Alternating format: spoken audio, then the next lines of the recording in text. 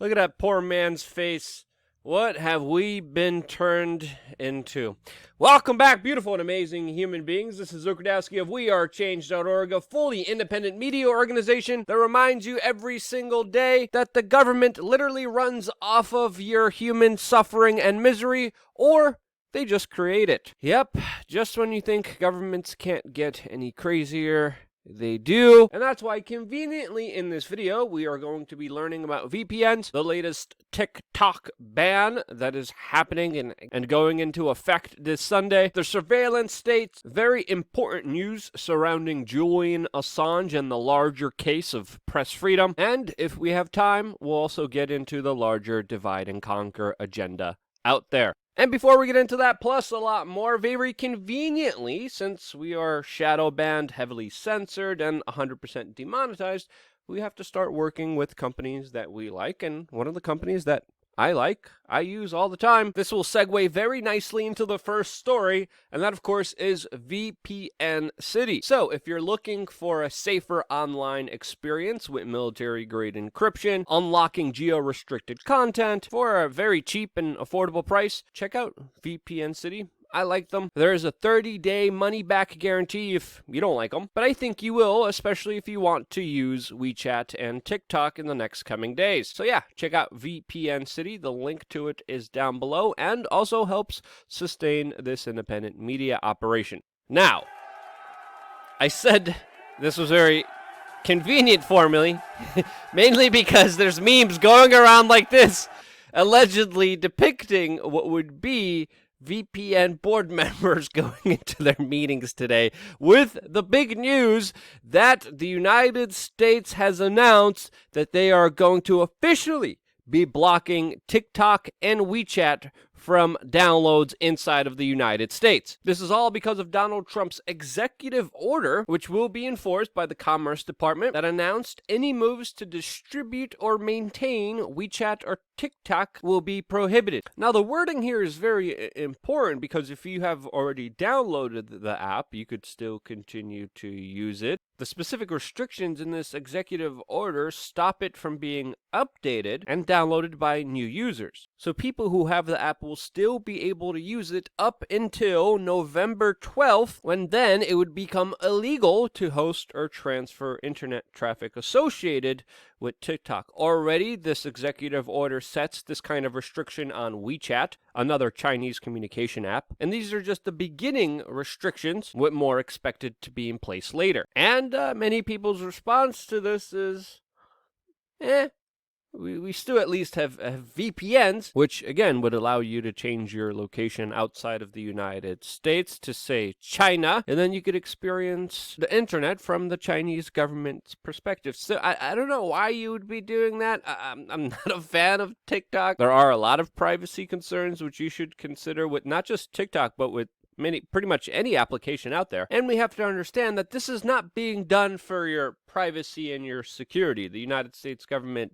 doesn't care about that for you at all. We learned that through the whistleblowing of Edward Snowden that uncovered a mass surveillance program that was being done illegally, with government officials telling you that it didn't exist. Well, Edward Snowden proved it did. A U.S. court recently just ruled that the entire program was illegal, since of course it was data harvesting everything. It wasn't using targeted surveillance to stop specific bad guys from doing anything. It was used as a bulk data collection program in order to, of course, maintain supremacy and power over its subjects, the U.S. citizenry. And many times, as released by Edward Snowden and other whistleblowers, hacking tools that are used to spy on everyone's private life, the spying tools that were used to collect your hog photos, yes, the private images that you had, that NSA officials were caught spanking it to before. A lot of those spying tools have been made available to other hackers that have used it for illicit means, and in part because of the U.S. government and their spying efforts is one of the reasons why you are very unsecure when you are online. So we have to understand that this is nothing to do with your privacy and security and everything to do with hegemonic power and the bigger battle that is unfolding right now between China and the United States. And if you do decide to go to China, or even to experience the internet from the Chinese perspective, you would see many American websites just outright banned from, of course, the Chinese internet. A Chinese internet that the Chinese government is making VPNs more and more restrictive on, since, of course, they allow people to see a perspective that the government does not want them to see. Now, when it comes to spying, tracking, and databasing, again, the United States does it the best. Yes, they are threatened by the Chinese attempt at it, especially with the privacy concerns surrounding TikTok, but we have to understand here and get an honest perspective that this is being done on a massive, gross, and even illegal way inside of the United States, where we are seeing egregious moves made by big social tech monopolies that have connections to U.S. intelligence agencies, just like the CIA, just like Google. By the way, Google, Facebook, all of these institutions have very close ties to government intelligence agencies, especially when you look at the way that they started, especially when you look at the programs that they have running right now. And that's why it shouldn't surprise you that Facebook has been accused of turning on your camera secretly in order to gain, quote, market research. Again, I've been talking about this for close to 12 years now. I've been telling you, big tech monopolies will be using the government's latest tools to spy on you, secretly turning on your camera, turning on your microphone. There's a reason Mr. Zuckerberg, reptilian man himself, covers up his microphone and his camera, since he knows there's a bunch of multinational corporate whores out there willing to do anything for a little bit of data that they could later use and sell against you. The United States government is also following similar measures, as of course they're not just spying on Americans, but trying to literally spy on everyone in the world, as of course the NSA is caught siphoning off raw data in cooperation with the government of the Netherlands from their large internet cables. And again, this is something that was supposed to be secret, just like the mass surveillance program on you, which again, the mainstream media and government officials for many years were telling you did not exist. We as independent media were telling you it did. And then Edward Snowden came out, and of course also did Julian Assange, an individual who was able to corroborate these alleged conspiracy theories that the government and mainstream media told you didn't exist, until we got published evidence from Edward Snowden and other individuals like Julian Assange that it actually did. And for that, Julian Assange had to pay for that horrible act of doing that, and he essentially has been being tortured by the U.S. intelligence agencies. And that is absolutely disturbing, because when we look at the merits of this entire case, the Julian Assange saga is about freedom of speech and freedom of the press. And if he is successfully extradited and prosecuted inside of the United States, it sets an extremely dangerous precedent for anyone who cares about these two sacred, important principles, since essentially he's being punished for publishing and releasing information that the government did not like, that made them look bad. You would think such an important, vital case to such two important elements of our society, free speech and the free press, would be covered nonstop in the mainstream media, especially with the fact that Julian Assange is not an American citizen. This means if the United States is allowed to do this, they could grab anyone in the world, anytime, and put them in jail, punish them, torture them.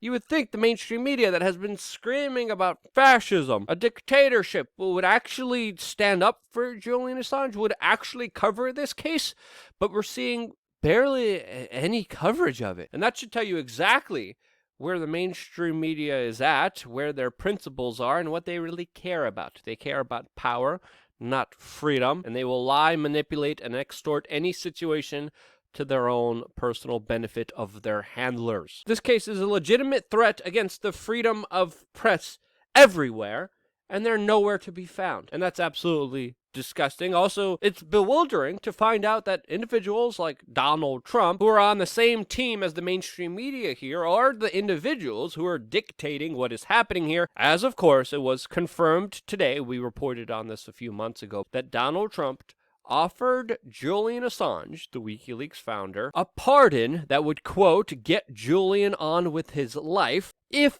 Julian Assange gave up his source for the leak behind the DNC emails. Julian Assange has always kept his sources secret and private. It is a staple of WikiLeaks that he has always stood very strong on. And, of course, Julian Assange declined this offer that was given to him by two Trump allies inside of an Ecuadorian embassy in 2017. Julian Assange refused that deal, refused to give up his source, and now, according to Assange's lawyer, Jennifer Robinson, this is the reason why Julian Assange was booted outside of that Ecuadorian embassy and now is being extradited to the United States. This is a bombshell revelation that, of course, we documented and talked about 5 months ago from the reporting of Cassandra Fairbanks. And now having a second verification of it proves that this is absolutely petty. This is absolutely disgusting. And to see the mainstream media absolutely silent about this very important case, to see Donald Trump executing this case because he didn't get what he wanted, well, that's absolutely disturbing since, of course, all of our freedoms are on the line in this important case, and it's a little bit more important than just trying to get political brownie points. I'm sorry, but if you're not outraged by this story, you are not paying attention. Now, this was, again, another claim that was talked about months ago, and now we are having it argued in the court over Assange extradition. And I don't care what you think about Assange or his character.